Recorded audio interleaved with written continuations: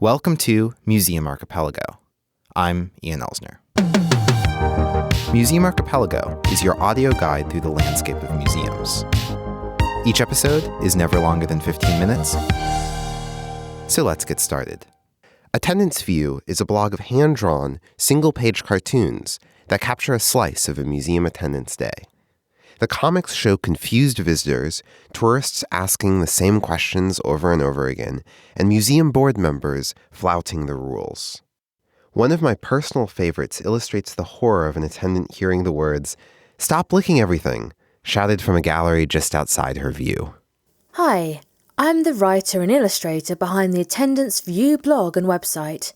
Attendants View is talking to me today through a voice actor, because she expressed interest in being anonymous for this interview. I keep things anonymous in order to help people feel comfortable approaching me. They don't feel like people will backtrack and go, if it's her, I think this story is about this venue. And if it's about this venue, I think it's this person that's spoken to her.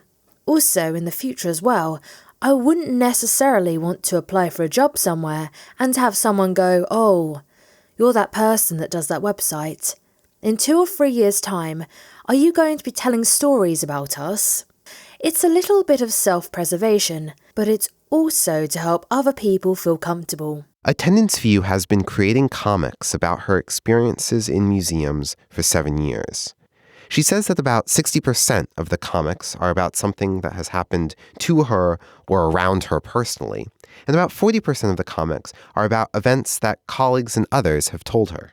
Maybe this is just a translation issue since I don't live in the UK, but I'm not sure I understand what a museum attendant is. A museum attendant is someone who you'll find working in the galleries, talking to visitors, quite often doing a range of roles. You attend to the museum. You attend to the visitors. In the US, think it probably would be front of house. That's a term now that's being used a lot more in the UK too. I think it's becoming a more generic term these days. So this role as an attendant for a museum was the role that you had when you first started doing these illustrations? Yes. The first role that I started in was an attendant for a museum.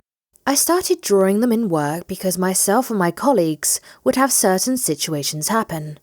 And it just became a way to share that situation with other people or to make light of something that might be frustrating. And a few my colleagues said, you should share these. You should show other people in other places that when this happens, they're not alone.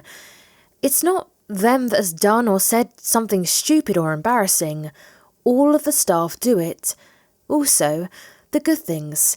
It's really nice to share the visitor that just makes your day so much better, and to say if we're having a bad day, there is something that will say or do something that reaffirms that's why you do that job. That actually brings up another of my favorite comics of yours.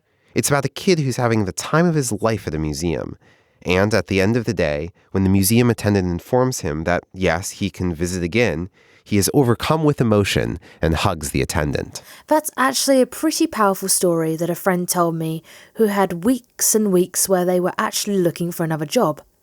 They were looking to leave where they worked and work somewhere else. Then they just said, I've had this amazing day. It was one of those moments that reminded them why they wanted to work in a museum and why they want to work with museum visitors. See, as soon as she told me, I thought, that has to happen. I have to show people this. Has there been a sort of fundamental change in the way you think about the project in the 7 years that you've been doing it? Some of my role has changed.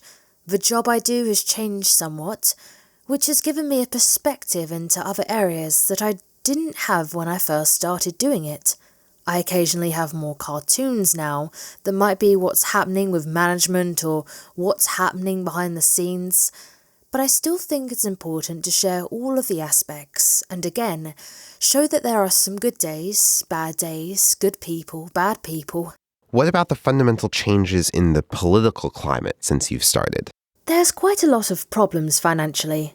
The government in the UK happened to make quite big decisions about where money does and doesn't go. That then filters down to local levels, At local levels, they make decisions between do we keep a care home for the elderly open or do we close the local museum for 3 days a week. A lot of staff are suddenly finding the roles are either not being replaced or that they're being purposely made redundant, and there are a lot of voluntary positions coming in. There is someone that's willing to work for no money, who will then replace the person that previously was working for money. In most cases, there are voluntary positions being made, or just levels of expertise where you may have had 2 curators, and now you've only got 1 curator who's trying to combine both areas of expertise in one role. It is a very tough time for a lot of professionals in the UK at the minute. Does that mean that the people who might be in a volunteer position, even though they might be enthusiastic about the museum's mission, aren't approaching their role from the degree of professionalism that somebody who sees it as their job might? I think a lot of volunteers get a lot of quite undeserved flack. They get a lot of accusations that they're taking a job that someone could be paid for, that they're amateurs. The reality is a lot of people doing those jobs are volunteering because they want to work in museums and heritage. They believe that by volunteering it helps boost their CV. It helps get their experience. Or you get a lot of people who've retired and they got expertise, they've got ability, they've got knowledge, and they can bring a lot to an organisation. The bit that's difficult is managing volunteers. Institutions need to understand that you need contracts. You need to treat a volunteer just like hiring a member of staff. Don't just take anyone that comes in and says, "I'll do the hours." You need to be clear what you need them to do, and also what they're going to do in return. For doing free work.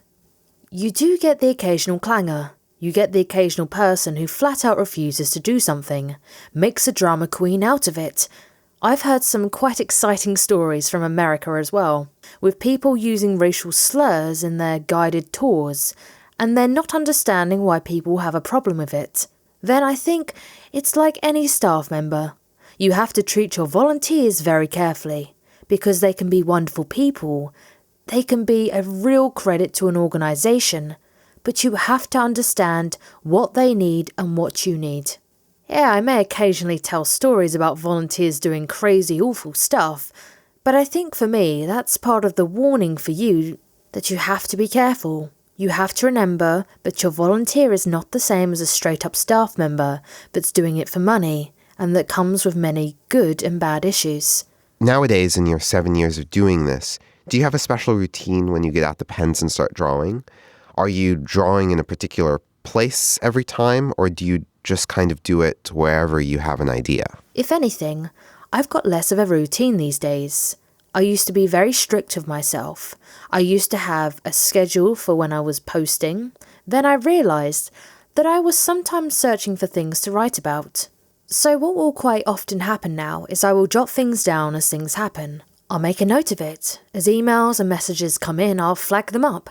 Then I'll sit down for a couple of hours, get things drawn up, and then I've got a month or 2 ready to go. Very occasionally, if I'm out and about somewhere, I will spot things at venues that I'm visiting, but I'll see something and think, oh, this is brilliant, These people don't realise that someone can hear what they're saying, or only someone that works in the museum will understand why this particular thing is funny in a particular way. So I'll occasionally draw things whilst I'm where I am, if it's done on location somewhere else. There's an interesting story here about the tools that we use to share our experiences in our jobs, and how even with tools that make it easy to share, there's still often a need to remain anonymous. It's great to see Attendants View's work using all of these social media avenues, but doing so in the unique medium of comics. You can see Attendants View's comics at attendanceview.com. I do think more people should be talking about what they're doing, whatever it is they're doing. If you're front of house, back of house, if you're working after kids in education departments, just share what it is you're doing. Talk about it. Let people know what actually goes on in what you're doing. Just demystifying these jobs a little bit, I think is really valuable to people. This has been Museum Archipelago. We hope you enjoyed your visit. For more information or to submit feedback, go to museumarchipelago.com or museum_go on Twitter. Next time, bring a friend.